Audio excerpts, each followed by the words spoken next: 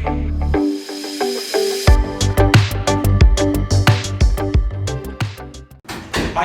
देखते हैं भारत की सर्वाधिक गरीबी किन राज्यों के अंतर्गत है।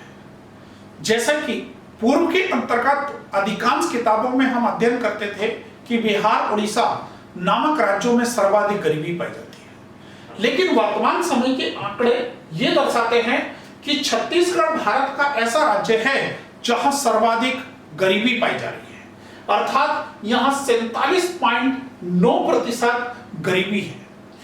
दूसरा स्थान भारत के अंतर्गत मणिपुर नामक राज्य का है जहां 46.7% गरीबी है। तीसरा स्थान हमारे उड़ीसा का है जहां 45.9% गरीबी है। चौथा स्थान मध्य प्रदेश का है और पांचवा स्थान झारखंड नामक राज्य का है। तो इससे यह स्पष्ट होता है कि भारत के अंतर्गत जो है छत्तीसगढ़, मणिपुर, उड़ीसा, मध्य प्रदेश, झारखंड भारत के ऐसे राज्य हैं जहां सर्वाधिक गरीबी मौजूद है। लेकिन दूसरी ओर यदि गरीब लोगों की प्रतिशत देखें तो भारत के अंतर्गत सर्वाधिक गरीब लोगों के प्रतिशत या संख्या या उनका निवास इन राज्यों में ना होकर उत्तर प्रदेश पहले स्थान पर है और बिहार दूसरे स्थान पर है। अर्थात कहने का अभिप्राय क्या है कि जहां गरीबी का सर्वाधिक प्रतिशत अनुपात हमारे एक प्रकार से छत्तीसगढ़ और मणिपुर में है, तो दूसरी ओर गरीब लोग सर्वाधिक उत्तर प्रदेश और बिहार जैसे राज्य के अंतर्गत निवास करते हैं। उसी प्रकार से गरीबी का जो न्यूनतम प्रतिशत है वो हमारे इन राज्यों के अंतर्गत है। आइए दूसरी ओर देखते हैं कि सर्वाधिक न्यूनतम जो है गरीबी किन राज्यों के अंतर्गत मौजूद है। सर्वाधिक या पहला स्थान है भारत की अंतर्गत गोवा, अर्थात गोवा भारत का ऐसा राज्य है जहां सबसे कम गरीबी पाई जाती है। यहां पर गरीबी का प्रतिशत 5.09% है। दूसरा राज्य हिमाचल है जहां गरीबी का प्रतिशत 10.3% है। तीसरा राज्य केरल है जहां गरीबी का प्रतिशत 11.3% है। चौथा स्थान पंजाब का है जहां गरीबी का प्रतिशत 11.3% है। पांचवा स्थान उत्तराखंड जैसे नवनिर्मित राज्य का है जहां 11.26% गरीबी पाई जाती है। अर्थात कहने का अभिप्राय क्या है कि भारत के अंतर्गत सर्वाधिक गरीबी का न्यूनतम अनुपात गोवा, हिमाचल, केरल, पंजाब, उत्तराखंड जैसे राज्यों के अंतर्गत पाया जाता है। इसके उपरांत देखते हैं कि भारत के अंतर्गत गरीबी कितने प्रकार की है। तो आइए देखते हैं कि हमारे जो विश्व के अर्थशास्त्री हैं उन्होंने गरीबी को कितने भागों में परिभाषित या कितने प्रकार से परिभाषित किया है। बच्चों, इसी में गरीबी के प्रकार देखते हैं। तो अर्थशास्त्रियों के द्वारा गरीबी को दो प्रकार परिभाषित किए गए, एक सापेक्ष गरीबी, दूसरा हमारा निरपेक्ष गरीबी। सापेक्ष गरीबी विकसित देशों की मौलिक विशेषता मानी जाती है, जिसके मापन का आधार संपत्ति उपभोग एवं आय का स्तर माना जाता है।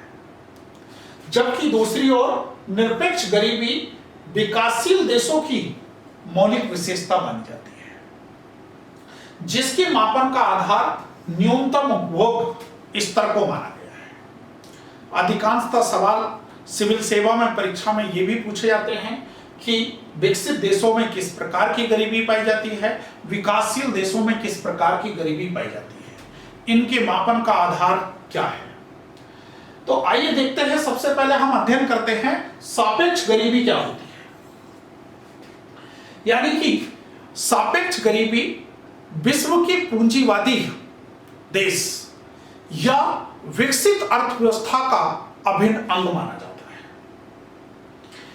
इसके अंतर्गत विभिन्न वर्गों के बीच आय की असमानता का प्रदर्शन किया जाता है। यानी कि कहने का अभिप्राय क्या है कि इसके अंतर्गत संपत्ति, उपभोग या आय के स्तर का अध्ययन किया जाता है, जिसके अंतर्गत संपत्ति और आय को विभिन्न वर्गों के अंतर्गत विभाजित कर दिया जाता है। अर्थात इसके अंतर्गत आर्थिक विषमता का मापन किया जाता है। जब आर्थिक विषमता का मापन किया जाता है तो आर्थिक विषमता के मापन के लिए विश्व बैंक जैसी संस्था के द्वारा इसको मापन के लिए दो विधियों का प्रयोग किया गया। एक हमारा लॉरेंज वक्र और दूसरा हमारा गिनी गुणांक। यानी कि हमारे दो अर्थशास्त्री रहे, एक मैक्स और लॉरेंज, जिन्होंने सापेक्ष गरीबी के मापन के लिए लॉरेंज वक्र का प्रतिपादन किया, और कोरोडो डी गिनी के द्वारा हमारे गिनी गुणांक का प्रतिपादन किया गया। इन दोनों ही विधियों का प्रयोग हमारे विश्व बैंक द्वारा गरीबी मापन के लिए प्रयोग किया जा रहा है। आइए देखते हैं गिनी गुणांक क्या है और हमारा लॉरेंज वक्र क्या है। तो इससे पूर्व हम देखते हैं कि निरपेक्ष गरीबी क्या है। निरपेक्ष गरीबी भारत जैसे विकासशील देशों के अंतर्गत प्रमुखता से पाई जाती है। इसके अंतर्गत उपभोग के एक निश्चित स्तर को आधार माना जाता है। जैसे कि हमने पूर्व में परिभाषित किया कि प्रतिदिन कैलोरी उपभोग भारत के अंतर्गत गरीबी का आधार है, जो क्रमशः हमने ग्रामीण क्षेत्रों के अंतर्गत 2400 कैलोरी और हमारा शहरी क्षेत्र के अंतर्गत 2100 कैलोरी प्रतिदिन उपभोग आधार परिभाषित किया या बताया। इस गरीबी के मापन के लिए एक निश्चित स्तर को मापा जाता है, और जब मापा जाता है तो इसके मापन की विधि हेड काउंट रेशियो कहलाती है। हेड काउंट रेशियो कहलाती है। हेड काउंट रेशियो कहलाती है। अर्थात विकासशील देशों के अंतर्गत गरीबी मापन की विधि हेड काउंट रेशियो है, जबकि विकसित देशों के अंतर्गत सापेक्ष गरीबी के मापन की विधि लॉरेंज वक्र और गिनी गुणांक है। आइए देखते हैं लॉरेंज वक्र क्या है। लॉरेंज वक्र का प्रतिपादन 1905 के अंतर्गत अर्थशास्त्री मैक्स और लॉरेंज के द्वारा किया गया। लॉरेंज वक्र जो है लॉरेंज वक्र एक ज्यामितीय विधि है जो आर्थिक वितरण, आर्थिक विषमता का मापन करती है। यानी कि लॉरेंज वक्र हमारी एक ज्यामितीय विधि है जो अर्थव्यवस्था के अंतर्गत आर्थिक विषमता और आर्थिक वितरण का अध्ययन करती है। जब अध्ययन करती है तो अर्थव्यवस्था के अंतर्गत आय के वास्तविक मापन के स्तर को प्रदर्शित करता है। जब प्रदर्शित करता है तो हमारा एक प्रकार से विश्व बैंक के द्वारा प्रति व्यक्ति आय के आधार पर गरीबी का आकलन जो है हमारे विश्व बैंक द्वारा किया जाता है, और विश्व के देशों की विश्व बैंक के द्वारा इसके आधार पर एक रैंकिंग तय की जाती है। तो आइए देखते हैं कि जैसे मान लीजिए यहां पर क्या है हमारा जनसंख्या प्रतिशत, यहां क्या है हमारा आय वर्ग। तो हमारा मैक्स और लॉरेंज के द्वारा ये बताया गया कि ये जो रेखा है वो एक प्रकार से आदर्श आय वितरण रेखा है जो समानता का सूचक है। ये बताया कि जैसे जैसे एक प्रकार से इस समता रेखा से या इस निरपेक्ष रेखा से जितनी अधिक दूरी पर होगा उसकी गरीबी उतनी ही अधिक होगी। और जैसे जैसे कोई आदर्श जो है वितरण रेखा के नजदीक होगा, उसकी गरीबी उतनी ही कम मानी जाएगी। अर्थात कहने का अभिप्राय क्या है कि जैसे जैसे हम इस रेखा से दूरी पर जाएंगे, यहां से मान लीजिए हम यहां जाते हैं तो गरीबी का कम हो जाएगी, यहां जाते हैं तो गरीबी और कम हो जाएगी, यहां जाते हैं तो गरीबी और कम हो जाएगी। उसी प्रकार से यदि हम इस रेखा से दूर होते तो गरीबी बढ़ जाएगी, यहां पर आते हैं तो और अधिक बढ़ जाएगी। अर्थात केवल लॉरेंज वक्र हमें यह बताता है कि गरीबी बढ़ रही है या घट रही है, लेकिन कितने प्रतिशत गरीबी है इसका मापन लॉरेंज वक्र के माध्यम से नहीं किया जाता है। इसी की कमी को सुधार करने के लिए गिनी गुणांक का प्रतिपादन किया गया।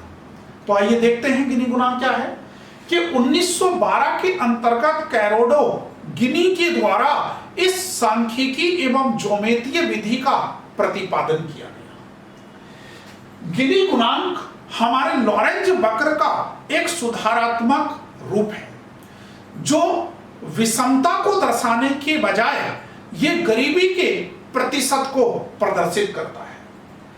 जब प्रदर्शित करता है तो गिनी गुणांक के अंतर्गत न्यूनतम मान 0 जो कि समानता का प्रतीक है और अधिकतम मान 1 जो कि असमानता का प्रतीक है।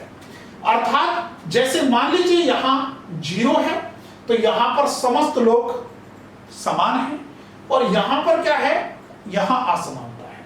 अर्थात जैसे जैसे हम 1 से 0 की ओर चलेंगे, गरीबी का प्रतिशत निरंतर कम होता चला जाएगा और जैसे जैसे हम 0 से 1 की ओर बढ़ेंगे वैसे ही गरीबी तीव्रता से वृद्धि होती चली जाएगी। इन दोनों ही विधियों से विश्व बैंक के द्वारा गरीबी का आकलन का प्रयास किया जाता है।